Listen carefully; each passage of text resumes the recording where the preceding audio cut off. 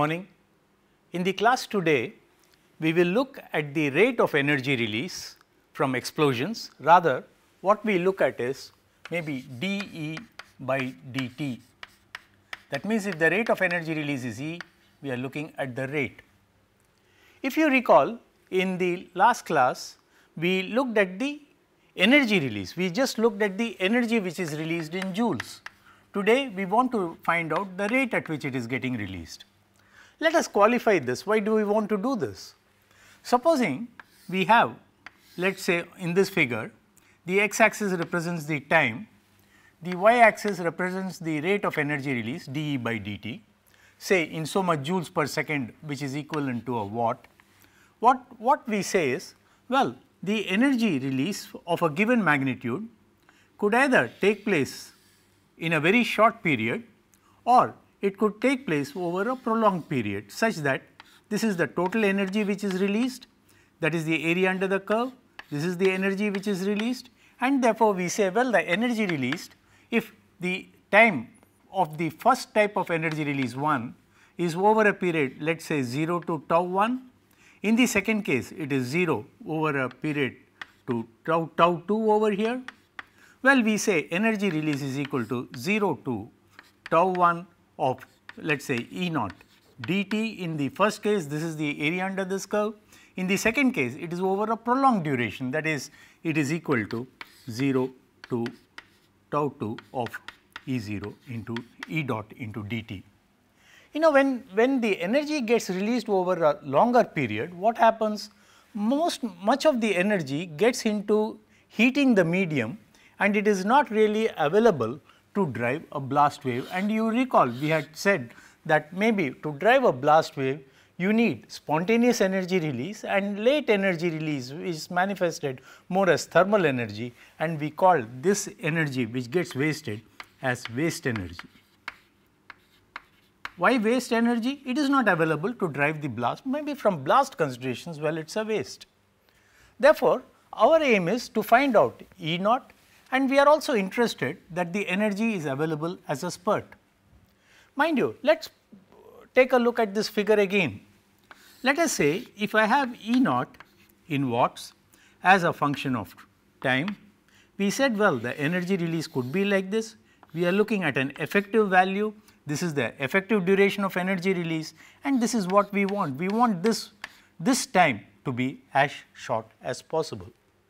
Therefore, in today's class, compared to what we did on the total energy, we take a look at this particular time, that is the characteristic time of energy release, and the value of dE by dt. This is what I will be doing today. Having said that, let us go back, let us take some examples so that we can understand this and do it better. Supposing we have something like methane. You know, methane was there in the greatest man-made explosion ever, when methane diffused with air and formed an explosive, let us say, when the two trains went by and created turbulence and mixing.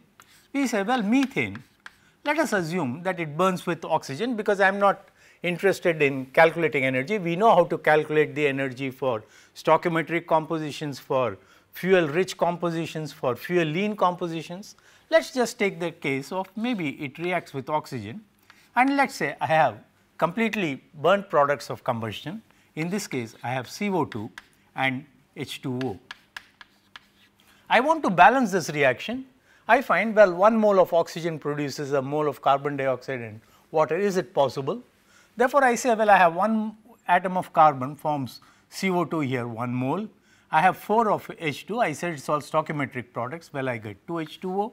I have 1 O2, 2 O here, 4, that is 2 O2. Therefore, in the reaction of methane with oxygen, I have CH4 plus 2 O2, giving me 1 mole of CO2 and 2 moles of water. If I want to do this problem for energy release, well, we know how to calculate the energy release. We say, well, heat of reaction is equal to 1 into we found that if the products have a lower heat of formation compared to this, well, energy is released, and therefore, I should have got started with a minus sign. I am looking for a decrease such that the energy release is positive, into 1 into heat of formation of CO2 plus 2 into heat of formation of water heat of formation of water at the standard condition minus the heat of formation of the reactants, which is equal to 1 into heat of formation of methane, plus I have 2 moles of oxygen, therefore 2 into heat of formation of oxygen over here. This is the net heat which is given, which is available in the reaction, and therefore I know, well, it's an element, I don't need to consider it. Let us put the heat of formation of these substances. If I say methane, the value of heat of formation of methane is minus 75, therefore minus 1 into 75 minus over here. I have heat of formation of carbon dioxide is equal to 393.5 with a minus sign, that is 1 into minus 393.5 plus 2 into heat of formation of water is 286.7 minus 286.7. Well, this is the value of the energy release with a minus sign, and therefore I get plus 393.5 plus 2 into 286.5, minus and minus becomes plus with a minus sign, therefore minus 75, and the heat of this reaction works out to be 892 kilojoules. Well, this was a stoichiometric reaction, we got this heat. Now, in today's class, I am not looking at the heat which is generated, I want to find out the rate, dHr by dt is what I want. Therefore, we look at this reaction again and tell what causes this reaction.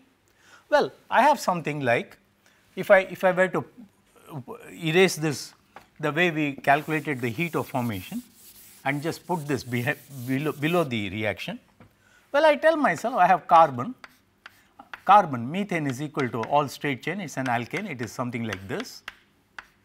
I have 2 moles of oxygen, some bonds are there, I am not really looking at double bond, triple bond, I just say 2 oxygen atoms are joined together in this. Well, I have one CO2, COO over here, I have 2 moles of water, well, I have H over here, both forming water over here.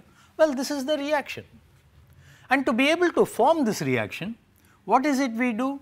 Well, the structure of this particular methane and structure of O is such that the molecules have to individually collide with each other. That means, all the molecules in 1 mole of methane in 2 moles of oxygen have to collide with each other. They have to knock out, C has to be knocked out from this, and this C has to combine with 2 of O to form CO2. Maybe similarly, H has to be knocked out, 1 H and 1 H have to combine with oxygen to form water, and therefore, if I look at the path by which a reaction is going to happen, then in that case I have to consider individual molecular collisions.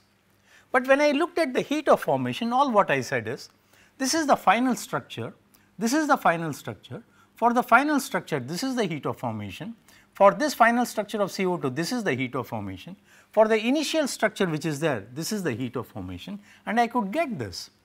Therefore, when I talk in terms of rate of the chemical reaction, I cannot just say, well, the final structure is this, therefore I work with moles and multiply moles by the heat of formation in energy or joules per kilomole or joules per kilojoules per mole and calculate this. This is not possible. I need to know the path. I need to be able to find out how the transition takes place, to be able to find out with time how it changes. Therefore, it becomes a little more complex. Therefore, we tell ourselves, well, I have to consider the molecular collisions. And why do you say molecular collisions? Well, I have methane here, I have 1 mole of methane, 1 mole of methane. If it is at ambient conditions, we said it is at standard conditions, we are doing all the problems at standard conditions. And what is going to happen at standard conditions? I react this with this, and therefore, what is going to happen? 1 mole is going to contain, we said Avogadro's number 6.023 into 10 to the power 23 molecules. This is going to contain 2 into 6.023 into 10 to the power 23 molecules. Each of the molecule must collide with each other and knock it out. That means, the collisions must be energetic. It must also have a way of impacting such that I am able to knock out the molecules. That means, the geometry of collisions is important. and I must consider all these aspects when I take a look at the rate of a reaction. You know, I cannot just say, well, the final structure is this, and from the final structure and the initial structure I calculate the rate of energy release.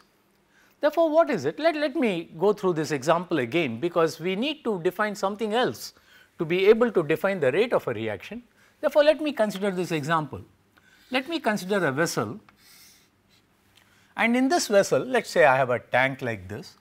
In this vessel, I have 1 mole of methane over here, plus I have, let us say, methane over here, plus I have 2 moles of oxygen over here. And now I want to react it. Now I tell, well, this volume could be 1 meter cube. I also think, I do a thought experiment. I tell myself, well, I could have a much larger volume. Let us say instead of having 1 meter cube, I have, let us say, 3 meter cube of volume. I put precisely the same amount here, namely 1 mole of methane and 2 moles of oxygen. Now, in the second case, what is going to happen?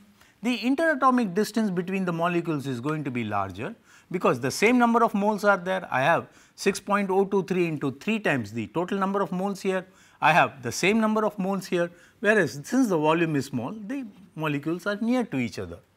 And mind you, the pressure and temperature here is identical to the pressure and temperature here. Since the individual molecules are near to each other, they are more likely to undergo collisions, and therefore, in the case in which I have a smaller volume, maybe the number of collisions is going to be higher, and we told collisions are required in order, let us say, collisions are required in order to strip the individual atoms and also combine with some other atoms, and therefore, the number of collisions when I have a smaller volume is higher. Therefore, maybe I have to look at something like a molecular density. That means the number of molecules per unit volume, but since I talk of moles as 6.023 into 10 to the power 23, I can also talk in terms of molar density. Instead of talking in terms of individual molecules, I say, well, for chemical reactions, since I am interested in collisions, it is important that I talk in terms of number of moles per unit volume, and this could be represented as moles per meter cube, or if it is less, I can represent it as moles per cc or centimeter cube, and that means moles per unit volume. And this moles per unit volume is given a name as concentration.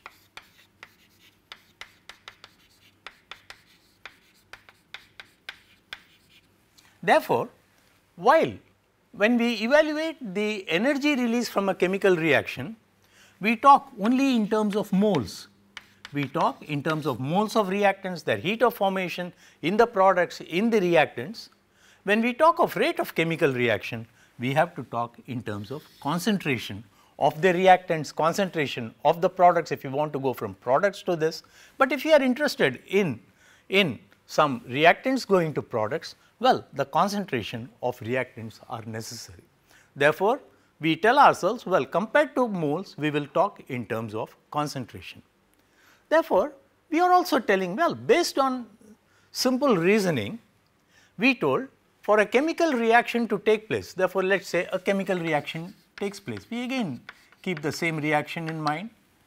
We tell ourselves, well, the chemical reaction will take place depending if I have more number of collisions. That means, if CH4 hits against an oxygen more number of times, it is more likely to collide, that is collisions, number of collisions are important. It is also important to have the energy of collisions. If the energetics of collisions is much higher, well, it can knock out the atom and maybe recombine it together. Energy of collisions is important. Well, you know, if I have molecules which are just hitting against each other, or maybe hitting at an angle, maybe one comes like this, the other comes at an angle and they hit at an angle, maybe the geometry of hitting is important, because that is what decides how many of these molecules get out. This is known as a geometric factor. Therefore, we tell, well, based on simple reasoning, we say collisions, energy of collisions, the geometry of collisions are important, and therefore, this was something which was systematically found out by experiments, and as early as 1860 we had a law which was propounded by the chemist, which is known as law of mass action.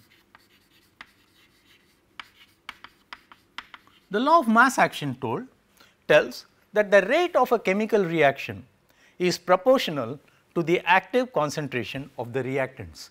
In other words, whenever a chemical reaction takes place, the rate of the chemical reaction goes directly as the active concentration of the reactants. Rather, if we tell, well, my rate of a reaction is so much, it is proportional to the active concentration. I denote concentration by C, it is proportional to the concentration of the reactants. How do I translate it into something which is workable? Let us go back and therefore say, yes, I am interested in a reaction, and let us put down one or two simple reactions and then see whether we can determine how to get the energy release. Well, supposing I have a reaction in which, let us say M is some substance, gets converted into products P. I say concentration of M, I denote it by Cm, and then I say the rate of a reaction. Well, we said for reactions I must consider concentration and not moles, therefore, I say I consider dCm by dt. In this reaction, M gets consumed, P gets formed, therefore, the rate of a reaction is minus dCm by dt, because it is gradually getting consumed, and as per the law of mass action, which is based on experimental findings, it says that it is equal to a constant into the concentration of the mass. Well, this is what it says, but the law of mass action also says that the rate of a reaction is proportional, that means I have a constant here, to the active value of the concentration here, active because in some liquids and in some reactions, well, we have to consider the effective value, we will consider the concentration as it is. Therefore, we say, well, dCm by dt is the rate of a reaction, I can call this as omega, which is the rate of a reaction. And what is the rate of a reaction? Let us put now the units down. I have moles, concentration, let us say Cc is the volume into time, moles per Cc second is equal to the constant into the moles per Cc, and therefore, for this reaction the unit of the K comes out to be 1 over second, and K is known as the reaction rate constant.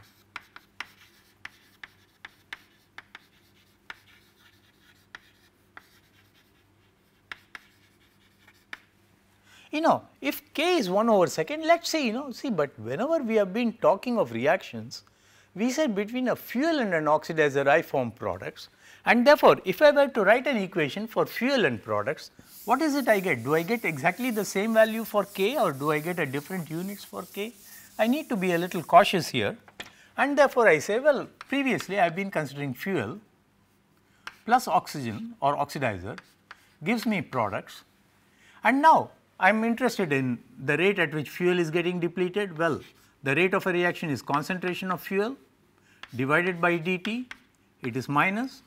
Well, in this case it is equal to K into concentration of fuel. Well, the reactants are concentration of fuel and oxygen, I consider concentration of the oxygen. Therefore, the unit of K in this case is going to be, K has units of, well, in this case I have moles per Cc second divided by moles per Cc square, because K, I bring it to the denominator here, and the unit of K in this case becomes 1 over moles per Cc into second over here.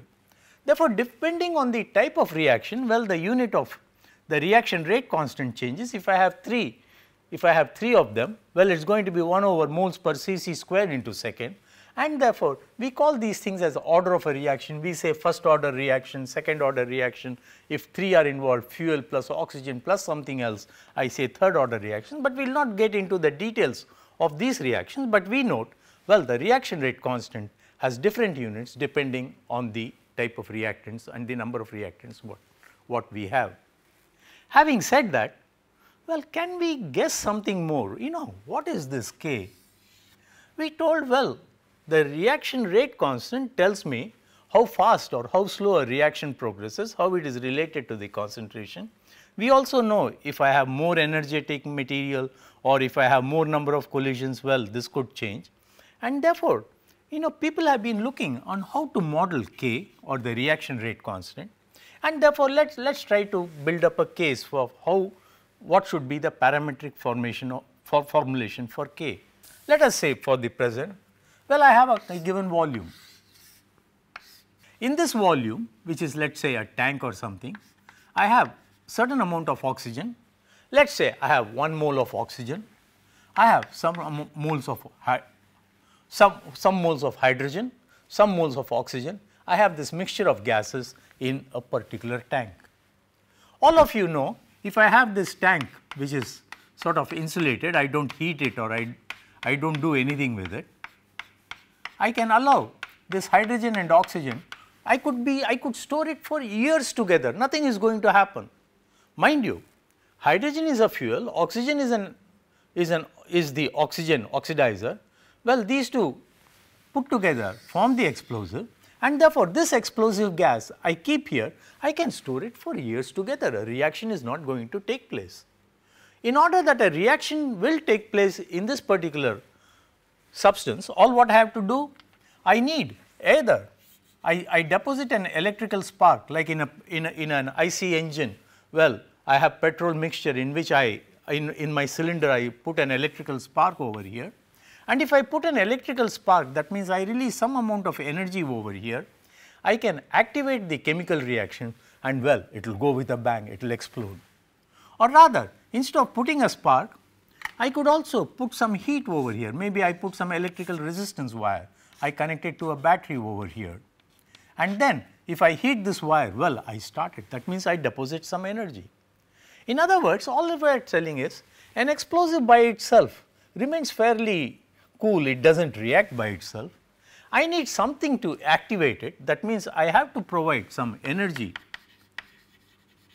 which activates the reaction or which starts the chemical reaction, and the energy required to start progressing with the reaction is what we call as activation energy.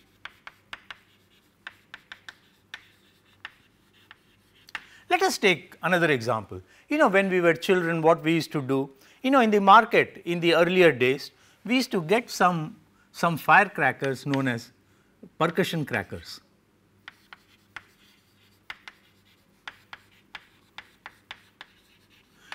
These percussion crackers used to be small handheld things, and what we used to do when we want to burst it, we used to hit it against the wall and it used to go with a bang.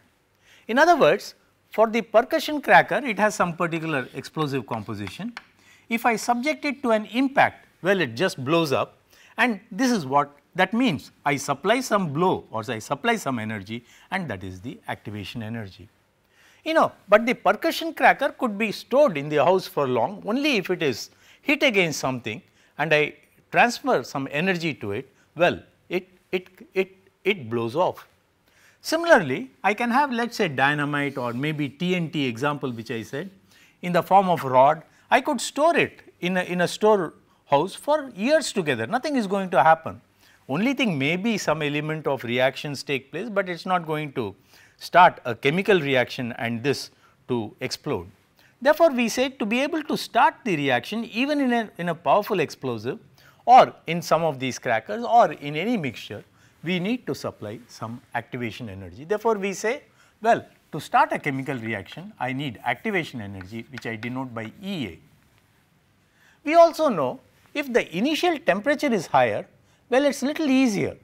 Therefore, the ratio of activation energy divided by temperature might be something, because if the activation energy is more, well, I am talking of one scenario.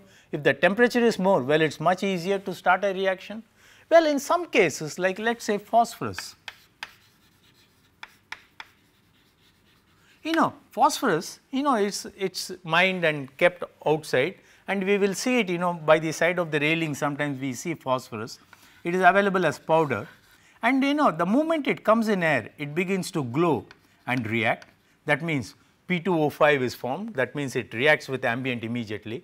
In this case, well, the activation energy is almost 0, very small. But most of the explosive what we consider in the actual sense, like we say hydrogen, oxygen, we say different types of substances, most of the explosives which we deal with, the activation energies are quite high, typically of the order of 80,000 to something like 160,000 joules per mole. I will come back to the unit again. We tell ourselves, well, as temperature increases, the reaction can go faster, we will have to take a look at it, and therefore, we find that, well, I can have a unit like activation energy divided by the universal gas constant R naught into temperature. If the activation energy, if the unit of R naught is joules per mole Kelvin, the temperature has units of Kelvin. If the activation energy is also represented as joules per mole, well, this becomes a non-dimensional term, and we use the non-dimensional term to be able to quantify the reaction rate constant K. That means, we tell ourselves, well, K has different units depending on the order of reaction, whatever be the units, well, I can relate it to something like EA by R naught T, and the equation which does this is known as Arrhenius rate equation. Let us put that down. We tell, well, I talk in terms of Arrhenius rate equation, Arrhenius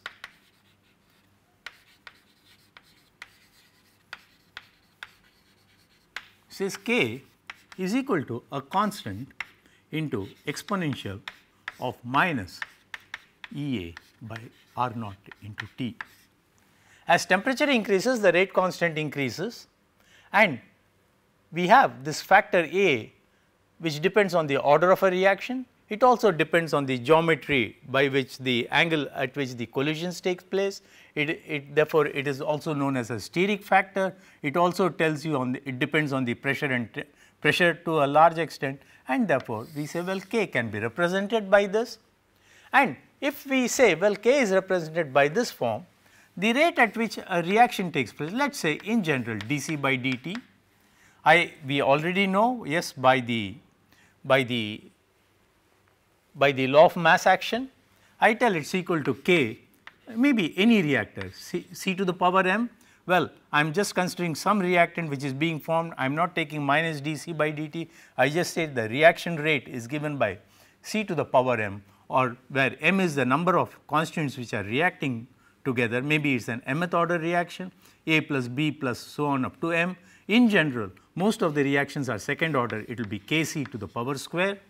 I have C plus C giving you products, and therefore, I can write the value of dC by dt, which I can say as so much moles per cc second, I denote it by omega, is equal to, I write A, that is K is equal to A C to the power square into exponential of minus EA by RT.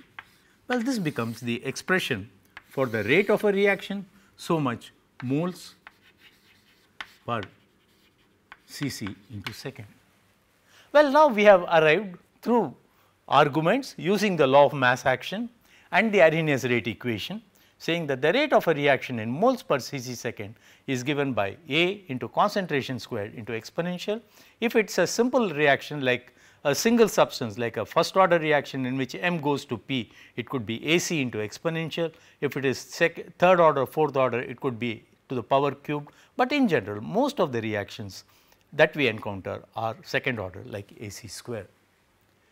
Having said that, I want to explicitly determine what is the role of temperature in this. Let us do one exercise. Let us calculate the value of the reaction rate at two different temperatures and see what is the role of temperature. But mind you, we are still telling for most of the explosives which we encounter, the value of EA is a large number, and this number we said is between, let us say typically between 80,000 to let us say 80,000 to something like 160,000, the value is so much joules per mole is the value of activation energy. We will get some feel for it. But I am not told why some activation energy is required. We looked at the example, we said, well, I need to activate something. Let us try to put it graphically down. Let us say I have, we go back to the example of methane, what we had. Let us say we have methane CH4 plus oxygen 2O2 giving me CO2 plus 2H2O. Well, can I put down how the activation energy is there? Well, initially I have the substance somewhere over here. The value of the heat of formation of CH4 and 2O2 is somewhere over here, heat of formation of the reactants. Well, some energy gets liberated, we worked out the energy which gets liberated. After the reaction, let us say this is the time, that is the, or let us say time, that means positive time, that means this coordinate is progress of reaction. Well, this is the energy of the reaction, energy we say. Initial energy is the value of the reactants what we have, total heat of formation of the reactants. Once the energy is, once the chemical reaction is over, well, the energy could be over here, we say energy of the products, heat of formation of the products is over here. And what happens? Well, from reaction it comes to this, that means this is the way the reaction progresses, this is what we think.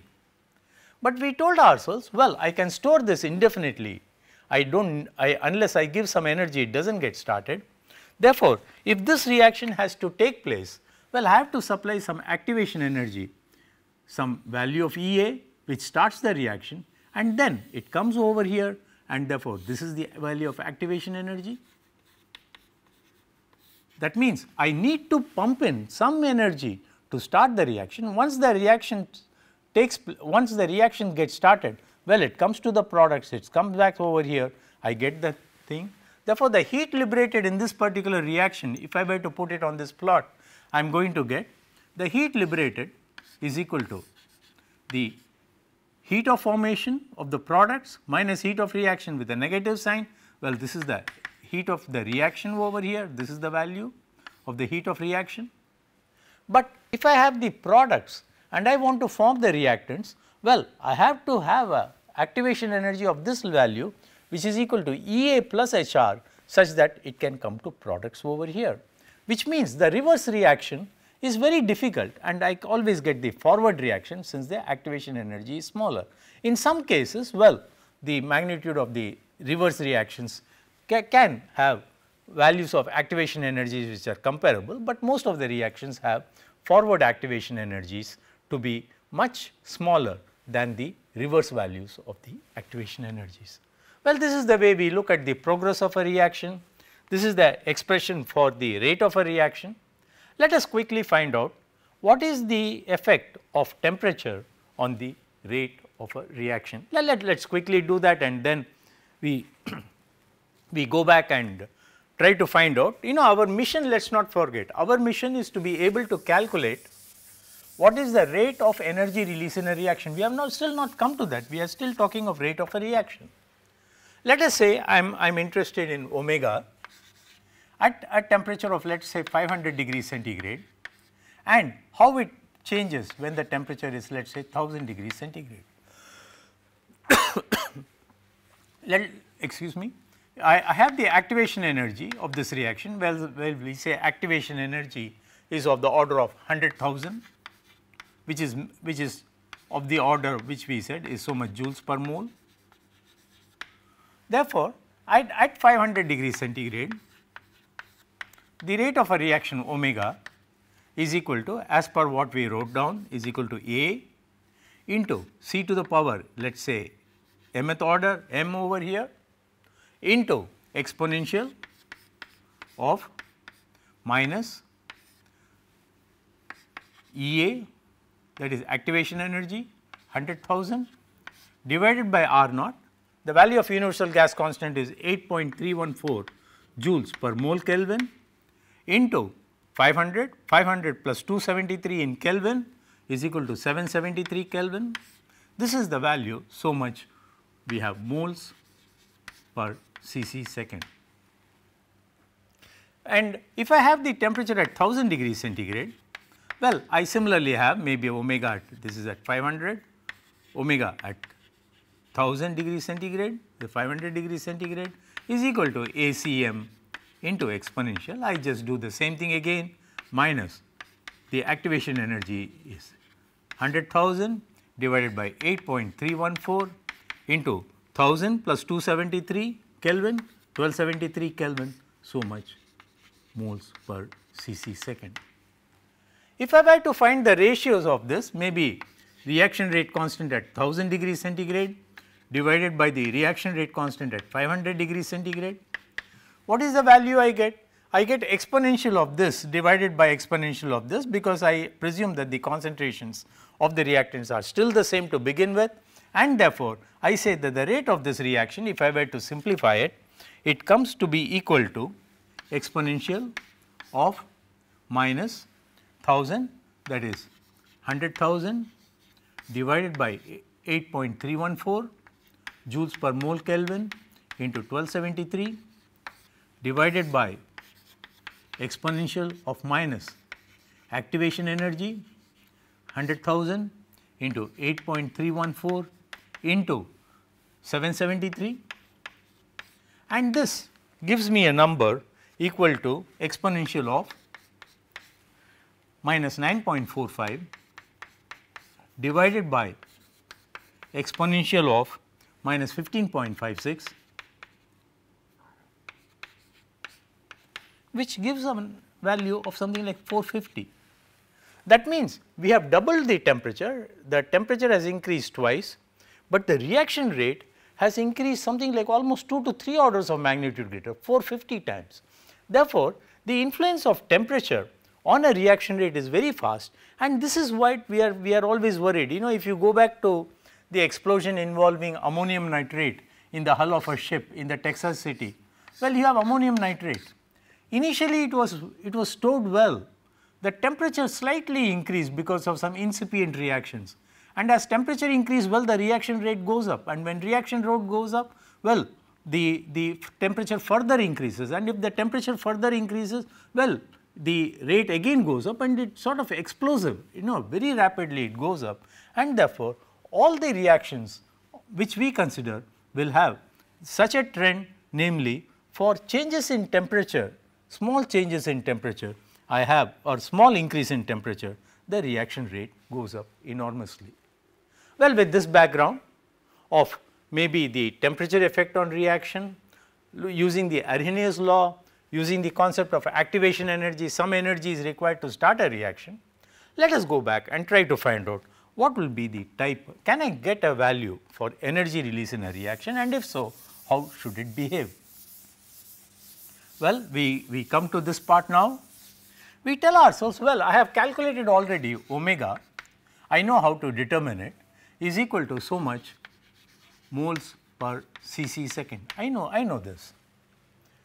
But you know, we must also remember, I have already calculated HR, which we can say is equal to Q, which is equal to the energy released in joules in a reaction. And in a reaction, how did we calculate? We have some moles of the reactant giving you product, HR was for the total number of moles. I tell myself, well, instead of writing HR, I write Q as the energy released per mole of the reactants. Therefore, I say joules per mole is the energy which is released. I know how to calculate this, I have done it, I have done several model problems, I know how to calculate this. Therefore, now if I take this particular value and say, well, omega is moles per cc second, I multiply by Q, what is it I get? Omega into Q gives me moles per cc second into the energy released. Normally we denote the energy released in kilojoules per mole, mole and mole gets cancelled, and omega, the product omega Q tells me how much energy is released per unit volume per second, or rather if I can multiply this by the volume, that means I have a volume of mixture which is V, and I know, well, the rate of this, that which I reacts, I know the value of omega, and we said omega is equal to A c to the power m exponential of minus activation energy divided by R naught T over here, I know this.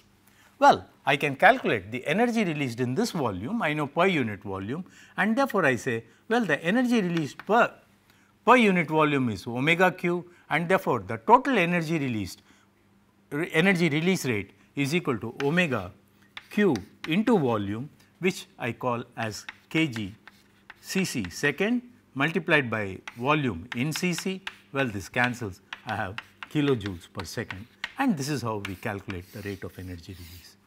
We tell ourselves, well, q is equal to, therefore, equal to omega into the energy release in the reaction, which we calculated per mole based on heat of formation, into omega, and therefore, to determine the rate of energy release, since we are talking rate of energy release, let us put a dot over here. We are talking of dq by dt, or if you want, you can still use the q, provided you do not confuse. We can still say q dot or q dot over here is equal to omega qv, which is the rate at which energy is released in a particular reaction. Now, I want to be able to relate this heat release with the parameters over here. Therefore, let us quickly do that, but now I am in business. I now know, well, I know how to calculate the rate of energy release in kilojoules per second, and this is what we set out to do. Let us go further, let us try to see whether I can model it in some way, I can find out explicitly whether the shape of the curve, we said q dot, or you remember we started with E dot, whether it should be like this, whether it will be like this, how should the shape change? Let us try to find out how the shape of the heat release will look like, maybe as a function of time, we would like to find it out, and therefore, let us proceed further. Therefore, all we have to do is substitute whatever we have been doing one into the other, and therefore, we say, well, the heat release in a heat release rate now, energy release rate, which we say is q dot, is equal to q into, we say that the value, what we say is omega, and what is omega? Omega is equal to a c to the power m exponential of minus E a by R t into volume, so much joules or kilojoules per second is the rate. Now, we know if I look at this particular expression, I can also tell myself, yes, the rate of heat release depends on the concentration, and how the concentration will change. Supposing I have a chemical reaction, maybe the reactant initially, let us say fuel, has an initial concentration CO, and what happens? The fuel gets consumed over the time of the reaction, and ultimately when the reaction gets completed, the concentration of fuel, that is so much moles per cc to begin with, it has a value, high value, it has not reacted, and maybe it progresses, and at large time it becomes 0. This is when the chemical reaction gets over. This is the type of variation of, let us say, C at any time. Therefore, we have the C at any time, this is the value, maybe C at a later time comes to 0, and therefore, we find, well, you know, C naught, that is, to begin with, the concentration is C naught, it becomes 0. This is the way the concentration of the fuel will keep changing. How should we think the temperature could change? We need to get some idea on this. Well, if this is the way the concentration, the temperature of the products in the reaction will also change with respect to time. Initially, the temperature is T naught, the ambient temperature. The chemical reaction starts. If the chemical reaction starts, well, the temperature begins to build up. Maybe when the chemical reaction gets over, the temperature reaches a maximum value, let us say Tm. To begin with, it is T0, and then the chemical reaction will go like this and reach a maximum. Perhaps this is the way it should proceed according to what we think, because initially something gets started and it reaches a maximum value over here. Therefore, is it possible for this particular reaction, can I say what must be the shape of the curve? That means, I am interested in finding out how should the shape of q dot, that is the rate of energy release, which I say as q dot, how should it change with respect to time? Is it going to be something like this? Is it going to be something like this? Is it going to be something like this? This is what I am interested in finding out. Therefore, let us try to solve this equation to be able to give this shape. Yes, we recognize the concentration of the reactants keep decreasing, the temperature of the products keep increasing. This is what the temperature of the products is. Therefore, let us try to see whether I can solve that equation. Let us quickly do that.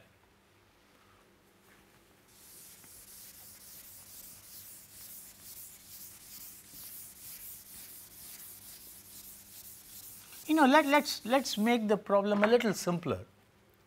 We say, well, I have a certain volume of the substance over here, that is the substance which is reacting. Let it be of density rho. Therefore, rho v is the mass over here. Let the specific heat, this is a constant volume which reacts and explodes. Therefore, the specific heat is Cv. Therefore, we tell the mass is equal to rho v into the specific heat. And what happens? What is the maximum temperature reached? We say it could be Tm, the initial temperature is T0, and this is the total energy what is available to you. And what is the total energy?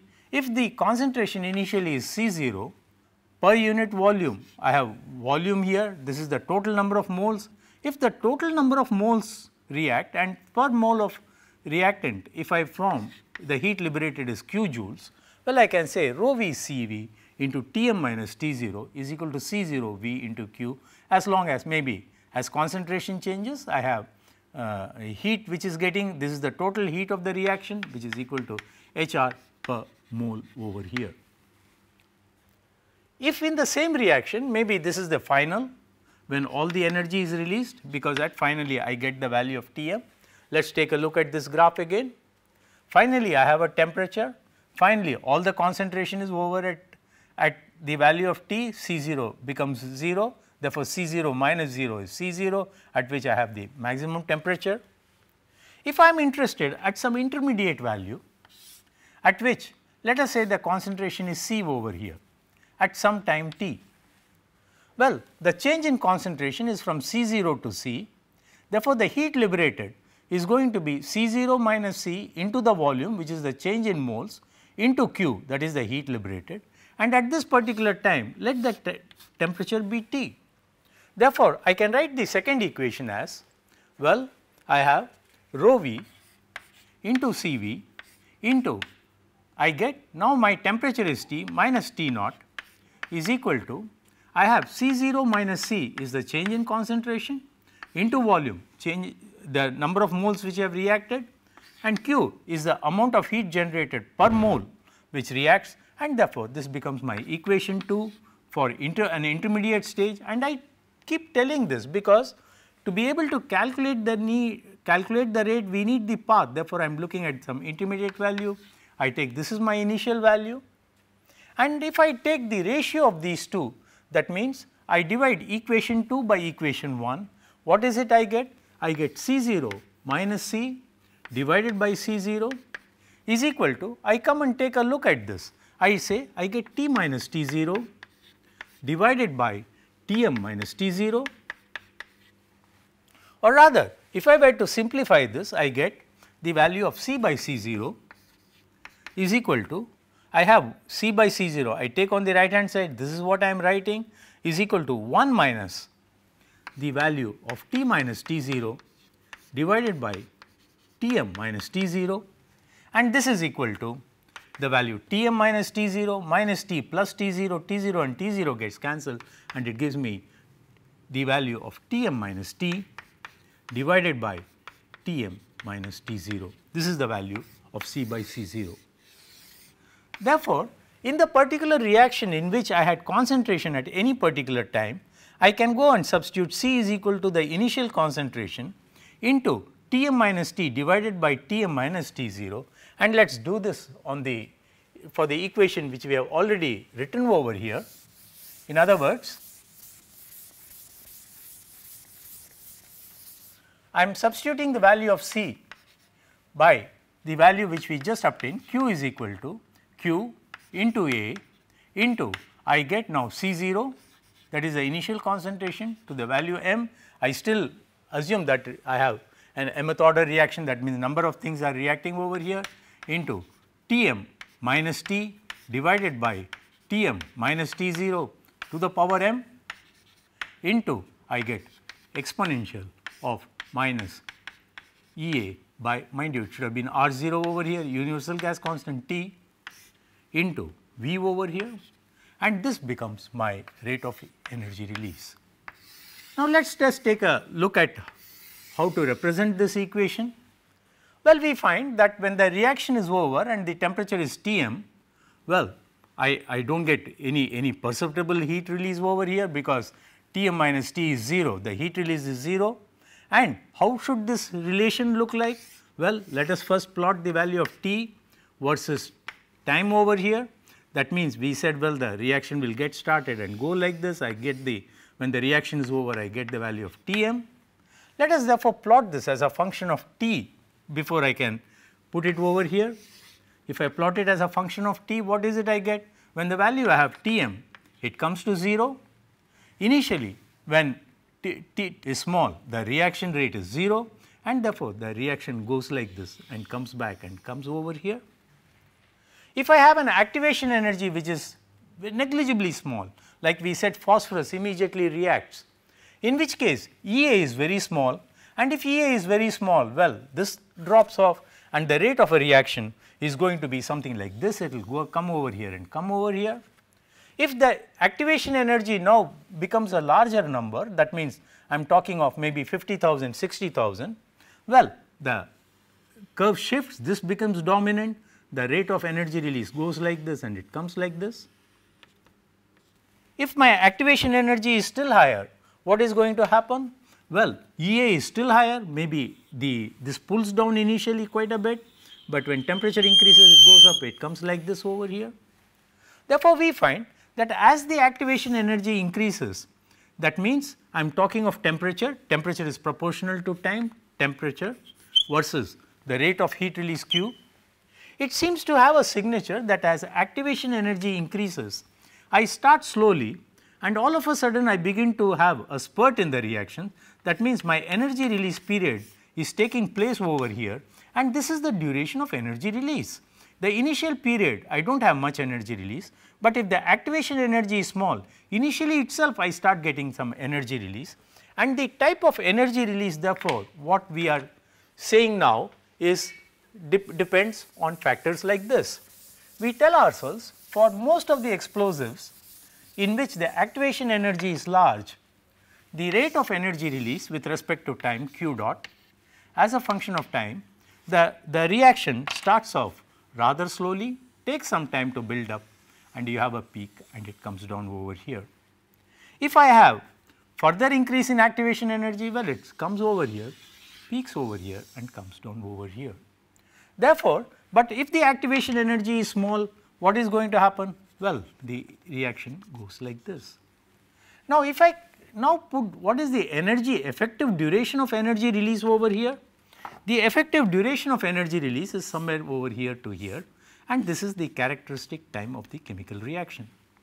If I look, when the activation energy is still higher, we say this is for increasing values of activation energy. Well, the duration is now even smaller. That means this is the value of the characteristic time of chemical reaction, and therefore, we find that as the activation energy increases, the spurt in the rate of reaction goes up, and what we get is we say, well, the time of the chemical reaction gets reduced and the rate of chemical reaction goes up. Therefore, we now have a feel for the rate at which a chemical reaction proceeds with respect to time. That means the effective energy duration is over here rather than from here to here, because in the initial phase it is quite slow, and with this in mind, we will now take a look. We have now done the energy release, we know how much it is. We have a feeling for the rate of energy release. We will put both the things together and develop a theory for, let us say, explosion, or a thermal theory for explosion. And this is what I will do in the next class. Well, thank you then.